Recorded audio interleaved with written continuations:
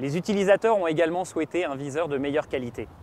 L'EOS 7D intègre donc un nouveau viseur intelligent qui assure une couverture d'image de 100% avec un grossissement impressionnant de 1 fois. Une grande première pour un EOS. Le photographe peut ainsi observer une image de visée grande et lumineuse, favorable à une bonne immersion dans la scène cadrée. Vous pourrez même afficher un quadrillage sur demande et transmettre si besoin la visée à l'écran LCD. À ce propos, lui non plus n'est pas en reste.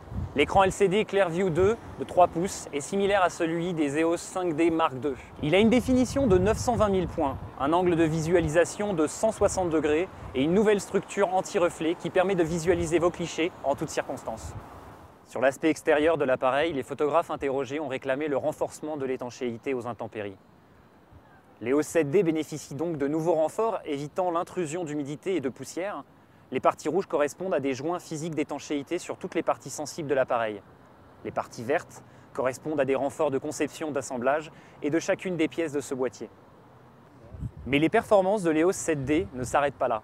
Vous retrouverez sur ce boîtier la possibilité d'enregistrer des vidéos Full HD en 1920 par 1080. Cette commande a été améliorée pour faciliter son utilisation.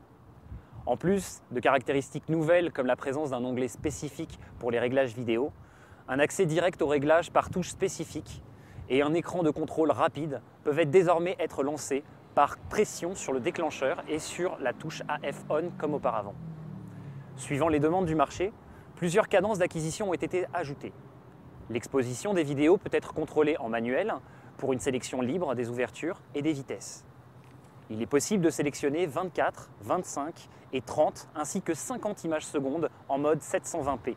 La sensibilité ISO peut être sélectionnée automatiquement ou manuellement entre 100 et 6400 et étendue à 12800. Et pour la première fois sur un EOS, il est possible de contrôler des flashs TTL distants sans flash ou accessoires de commande. En effet, l'EOS 7D intègre un transmetteur Speedlight. Plus besoin de fil pour contrôler les flashs, vous pourrez même les régler directement à partir du menu du boîtier et laisser libre cours à votre créativité. L'EOS 7D peut être personnalisé pour différentes configurations de prise de vue ou d'habitude de travail. 27 fonctions en tout sont disponibles pour contrôler l'exposition, l'image, l'autofocus et le fonctionnement général. L'EOS 7D est le premier EOS intégrant un niveau électronique pouvant indiquer les angles d'inclinaison de roulis et de tangage. Ceci est particulièrement utile en photo de paysage pour contrôler la planéité de l'horizon. De même, les utilisateurs d'objectifs TSE apprécieront de pouvoir contrôler l'angle d'inclinaison de l'appareil. Et pour finir, Canon vous propose également un transmetteur de fichiers Wi-Fi, le WFT-E5, qui permet de contrôler l'appareil à distance par l'intermédiaire d'un navigateur. Ainsi, il peut même être piloté à distance par l'intermédiaire d'un téléphone portable compatible Wi-Fi et disposant d'un vrai navigateur Internet, comme par exemple un iPhone. Le WFT-E5 permet également le déclenchement simultané de plusieurs boîtiers et la liaison à un GPS par Bluetooth. Canon a donc complété sa gamme réflexe avec l'EOS 7D et accueille aussi 3 petits nouveaux dans la gamme des optiques. Voici tout d'abord l'EF 100 mm macro de la série L qui ouvre à 2.8. Il s'agit du premier objectif avec stabilisateur d'image optique hybride. Cela assure une compensation du flou de bouger équivalente à 4 vitesses en prise de vue générale. Un support de billes en céramique pour la lentille correctrice assure un mouvement particulièrement doux qui permet la compensation des mouvements de l'appareil en prise de vue macro. Le stabilisateur d'image optique hybride peut aussi bien compenser des mouvements problématiques linéaires que les mouvements angulaires. Il permet ainsi une compensation en macro équivalente à 2 vitesses au rapport 1:1. La gamme EFS s'enrichit aussi de 2 nouvelles optiques.